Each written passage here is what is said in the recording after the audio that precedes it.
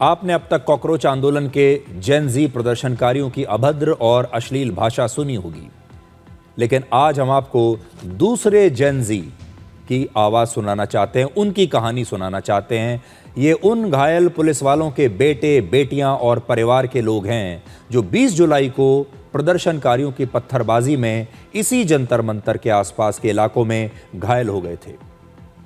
आज हम उनकी कुछ कहानियां आप तक पहुंचाना चाहते हैं। दिल्ली पुलिस के एक सब इंस्पेक्टर की बेटी का कहना है कि उसके पिता जंतर मंतर के पास ड्यूटी पर उस दिन तैनात थे 20 जुलाई को, और हिंसक भीड़ ने उसके पिता को इतना ज्यादा जख्मी किया कि उसकी पूरी वर्दी खून से लाल हो गई। भीड़ ने उसके पिता की बुरी तरह से पिटाई की, जिसके बाद वो अस्पताल में 4 घंटे तक ये पुलिस अफसर बेहोश रहा। आज उस पुलिस अफसर की बेटी पूरे देश से कुछ कहना चाहती है। आज इसकी भी बात सुन लीजिए। आपने दूसरों की बातें तो बहुत सुनी, आपने दीपके की बात सुनी, आपने बाकी कॉकरोच नेताओं की बातें सुनी। आज थोड़ा सा समय निकालिए और इनकी बात भी सुनिए। My father is SI in Delhi police.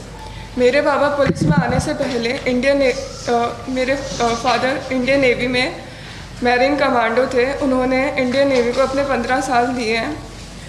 My father was at main protest site.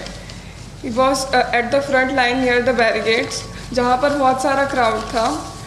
मेरे पापा जब भी रात में घर आते थे तो वो बोलते थे कि अब ये प्रोटेस्ट स्टूडेंट प्रोटेस्ट नहीं लग रहा है, इसमें बहुत सारे एंटी सोशल एलिमेंट्स जुड़ चुके हैं। उसके अगले दिन ही 25 तारीख को my father was pulled bye a crowdy mob and he was almost lynched near the stage of Jantar Mantar. This happened on 25th and around 2 p.m. He was unconscious at the RML hospital for about 4 hours. रात को 10 बजे के करीब पापा के colleagues उन्हें घर लेके आए और उनकी यूनिफॉर्म पूरी खून से लाल थी। उन्हें ऐसे देख के हमारे लिए बहुत पेनफुल था। हमने जब उनसे पूछा कि पापा ये कैसे हुआ, तो उन्होंने बताया कि बेटा कोई बात नहीं, ड्यूटी के टाइम पर छोटी मोटी चोटें लगती रहती हैं, पर मतलब उनके सर पे 4 टाँके आए हुए थे जो कि छोटी मोटी चोट नहीं थी। वो रात हमारे लिए बहुत मुश्किल थी। आपने गाली गलौच वाले वीडियोस तो बहुत सुने, आपने अश्लील भाषा वाले बहुत सारी लड़कियों के वीडियो सुने। आज मैं सिर्फ लड़कियों की ही बात करता हूं। इस प्रदर्शन में शामिल न जाने कितनी लड़कियों ने अश्लील भाषा में गंदी गंदी गालियां देकर वीडियोस बनाए। वो वीडियो वायरल हो गए, जनता ने उन वीडियोस को देखा। आज इस सभ्य लड़की जो अच्छे परिवार से आती है, जिसने अच्छी शालीन भाषा में अपनी बात कहने की कोशिश की है, क्या इसका वीडियो भी वायरल होगा? क्या आप इस लड़की की भी बात सुनेंगे या सिर्फ उन्हीं की बात सुनेंगे जो गालियां देती हैं, जो अश्लील भाषा में बात करती हैं, जो अपने से बड़ों का अपमान करती हैं, जो अपने घर में जो उनके बुजुर्ग हैं उनका अपमान करती हैं, उन्हें गालियां देती हैं? उनकी बात सुनी आपने। आज ये लड़की अपने पिता के लिए यहां पर आई है। उल्टी बात है बिल्कुल। ये अपने पिता का सम्मान करती है, अपने पिता का समर्थन करती है। इसके पिता ने जो कुछ किया उस पर इसे गर्व है, और आज अपने पिता के लिए, उसकी बात रखने के लिए, अपने पिता की कहानी आपको बताने के लिए ये लड़की सभ्य भाषा में, बिना किसी का अपमान किए, बिना कोई अश्लील भाषा का इस्तेमाल किए आपसे कुछ कहना चाहती है। इसका वीडियो वायरल नहीं करेंगे आप? क्या इसकी बात वैसे ही नहीं सुनी जाएगी जैसे उन गालीबाजों की बात सुनी जा रही थी? इसलिए आप सोचिए, आपने इस लड़की की बात तो सुनी, इस लड़की को वायरल कर दिया। इस लड़की के बचाव में आज हमारे देश के बड़े बड़े नेता आ गए हैं। बड़े बड़े कॉकरोच पार्टी के नेता इस लड़की का बचाव कर रहे हैं कि ये जो गालियां दे रही है, जो अश्लीलता फैला रही है, वो सब सही है। अब दूसरी लड़की देखिए, अब ये लड़की की बात जरा सुनिए, इसकी कहानी भी सुन लीजिए। ये घायल सब इंस्पेक्टर जो इनके पिता हैं, दिल्ली पुलिस में नौकरी करने से पहले भारत की नौसेना में 15 वर्षों तक एक मरीन कमांडो थे। एक सैनिक जिसने 15 साल तक भारत की नौसेना में अपनी सेवाएं दी। उस सैनिक के साथ हमारे देश के इन लोगों ने यह सलूक किया। उस सैनिक के परिवार के साथ क्या सलूक किया वो आप देखिए कि आज उसके परिवार को बाहर आकर आंसुओं के साथ अपनी कहानी सुनानी पड़ी। लेकिन बाद में सोशल मीडिया पर इन्हीं घायल पुलिस वालों को एक विलेन बनाने की कोशिश हुई। इस बेटी का सबसे बड़ा दुख यह है कि जिस संसद भवन की सुरक्षा करते हुए इसके पिता घायल हुए, उसी संसद में इसी देश के विपक्ष के नेता पुलिस वालों को अपराधी कह रहे हैं। इसी देश के नेता, इसी देश के कुछ लोग उसी संसद में बैठकर कह रहे हैं कि पुलिस वालों के खिलाफ कार्रवाई की जाए। इस देश के गृह मंत्री का इस्तीफा होना चाहिए, क्योंकि पुलिस ने उस दिन कार्रवाई की, संसद भवन को लूटने से बचा लिया। देखिए, मैंने सोशल मीडिया खोल के देखा तो सोशल मीडिया पे मेरे ही पापा को क्रिमिनल बता रहे थे। जिस पार्लियामेंट में पॉलिटिशियंस पुलिस वालों को क्रिमिनल बोल रहे हैं, उसी पार्लियामेंट को प्रोटेक्ट करने के लिए मेरे पापा ने इतनी सारी सीरियस इंजरीज ली हैं। और मुझे यही बोलना था कि I am a proud daughter of a marine commando and a police officer, जिन्होंने स्टूडेंट प्रोटेस्ट के नाम पर इकट्ठा हुए क्रिमिनल्स की भीड़ के बीच में सिंसेरिटी से ड्यूटी निभाई है। उन्होंने लिंच होने के बाद भी अभी तक स्टूडेंट्स के बारे में कुछ भी बुरा या फिर नेगेटिव नहीं बोला है। उन्हें बस अपनी ड्यूटी परफॉर्म करते टाइम चोट लगी है। घायल सब इंस्पेक्टर की ये जो बेटी है, इसका नाम है कुंजन। वो इस समय दिल्ली यूनिवर्सिटी में पढ़ाई कर रही है। ये भी एक छात्रा है, और ये तो असली वाली छात्रा है। यानी ये एक जेनजी है, ये एक छात्रा है, और आज इसे खुद आकर अपने घायल पिता की कहानी देश को इसलिए बतानी पड़ी क्योंकि कुछ लोग जेनजी आंदोलन के नाम पर पुलिस वालों को सबसे बड़ा विलेन बता रहे हैं। और ये जो जेनजी हैं, ये जो छात्र हैं, इनकी बात कोई नहीं सुन रहा। अब आप इस हमले में घायल दिल्ली पुलिस के एक एसीपी के बेटे की बात सुनिए।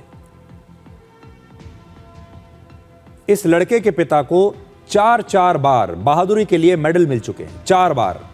लेकिन खुद को छात्र बताने वाले उपद्रवियों ने इसके पिता को बुरी तरह से घायल कर दिया, और इसके पिता के सिर में 4 टांके लगाने पड़े। और अब आप इस युवा की बात सुनिए। मेरे पापा एसीपी है, जिन्होंने अपने पूरे करियर में 4 गारंटी हासिल करे हैं। मेरे ग्रैंडफादर बीएसएफ में थे। उन्होंने 1971 की जंग में लड़ाई करी थी। मेरे पापा भी जंतर मंतर के फ्रंट लाइंस पे उनकी ड्यूटी लगी थी प्रोटेस्ट में। And on 25 May at 2 PM मुझे पता चला कि मेरे फादर को उनके हेड पे इंजरी आ रखी है उनके फ्रेंड के थ्रू। जब मैंने फ़ोटो देखी तो उनके हेड को शेव कर रखा था और उनके हेड पे लाइक स्टिचेस लग रहे थे 4। उसको देख के I was like really frustrated and मैं बहुत ज़्यादा डरा हुआ था। जब मेरे पापा घर आए तो उन्होंने मुझे बताया कि जो स्टूडेंट्स की जो प्रोटेस्ट, उसमें बस स्टूडेंट्स नहीं है, उसमें राउडीज़ है, उसमें एग्रेसर्स हैं जो लाइक इस अपॉर्चुनिटी का यूज़ कर रहे हैं just to create chaos. And on 25 May unprovoked उन्होंने मेरे पापा और उनकी टीम के ऊपर पेल्टिंग स्टार्ट कर दी। उस टाइम मेरे पापा बिल्कुल भी प्रिपेयर नहीं थे। वो अपने सबॉर्डिनेट्स को ब्रीफ कर रहे थे। And when the pelting started, मेरे पापा अपने सीनियर ऑफिसर्स को लाइक एक सेफ प्लेस में सिक्यूर करने चले गए, बट एक स्टोन उनके हेड पे हिट कर गया एंड उनका सर फट गया और उन्हें इंजरी हो गई। अब सोचिए, ये सच्ची कहानी है या सच्ची घटना है? वायरल नहीं हुई, बस यही फर्क है।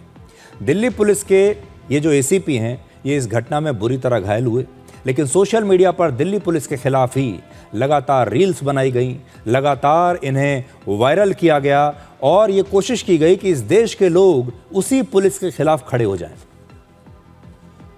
मैं जब भी ऑनलाइन जाता हूँ एंड जब भी मेरे फ्रेंड्स मुझे रील्स भेजते हैं एंड ट्विटर पे लिंक्स भेजते हैं कि उसमें पुलिस के खिलाफ बहुत ज़्यादा लाइक डेरोगेटरी टर्म से बात कही जाती है, लाइक उनके एकदम खिलाफ होते हैं, हमारी साइड की कोई बात भी नहीं करता। मैं एक स्टूडेंट हूँ और मुझे पता है कि मेरे पापा जो एक पुलिस ऑफिसर है, वो किसी ऐसे स्टूडेंट को हर्ट नहीं करेंगे, वो एक स्टूडेंट की केयर करेंगे। And my father didn't deserve this.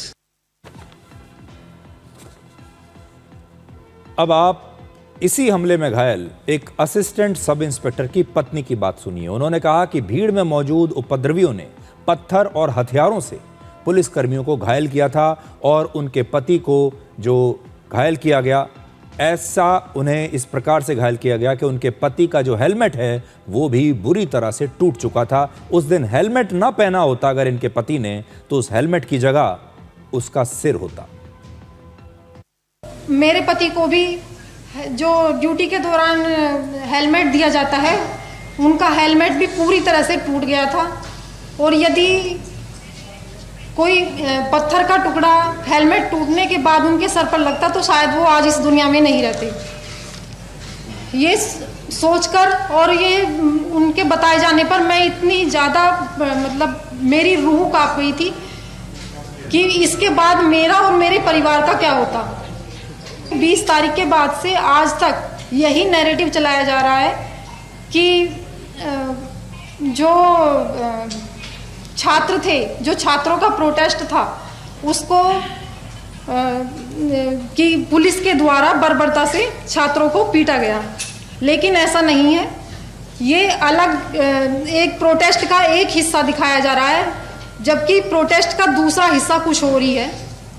और मैं अपने चुने हुए प्रतिनिधियों से यही निवेदन करना चाहती हूँ कि वो अपने जो संसद की सुरक्षा में पुलिसकर्मी लगे रहते हैं और उस संसद की जो एक हमारे देश का सम्मान है, मेरे देश का सम्मान है, उसकी सुरक्षा में जो पुलिसकर्मी हर समय और देश की आंतरिक सुरक्षा में जो पुलिसकर्मी हर समय लगे रहते हैं, उनके बारे में भी संसद में कुछ मुद्दे उठाए जाएं। इस हमले में दिल्ली पुलिस के एक और एसीपी घायल हुए थे और उनकी पत्नी ने आज बताया कि इस विरोध प्रदर्शन में छात्र नहीं बल्कि बड़ी संख्या में बाहर से आए उपद्रवी शामिल थे। 20 जुलाई की रात, देर रात जब वो घर पहुंचे चोटिल हालत में, वो क्षण मेरी और मेरी बेटी 2 साल की बेटी के लिए बहुत ही दर्दनाक, बहुत ही ट्रॉमेटिक था। एक यूनिफॉर्म के पीछे सिर्फ एक पुलिस कर्मी नहीं होता, उसके पीछे होती है उसकी माँ, पिता, पत्नी, बच्चे और पूरा परिवार जो देर रात तक वेट करता है कि वो सुकुशल घर लौट आए। इस विरोध प्रदर्शन में जो पुलिस वाले घायल हुए, उनके ये बच्चे और उनके परिवार, ये सब इसी देश के नागरिक हैं। इनके पास भी प्रदर्शनकारियों की तरह वही सारे अधिकार हैं जो इस देश के किसी भी नागरिक को मिलते हैं। इनके भी वही मानव अधिकार हैं जो बाकी के लोगों के हैं। क्या ये इस देश के बच्चे नहीं हैं? क्या ये युवा आगे चलकर नीट की परीक्षा नहीं देंगे? क्या ये जो बच्चे हैं जिनसे अभी हमने आपको मिलवाया, क्या ये छात्र नहीं हैं? क्या इन्हें आगे चलकर नौकरी नहीं चाहिए? आज बड़ा सवाल देश के सामने ये है कि सिर्फ एक तरफ के लोगों की बात सुनी जा रही है, लेकिन दूसरी तरफ के लोगों की बात आज नहीं सुनी जा रही है।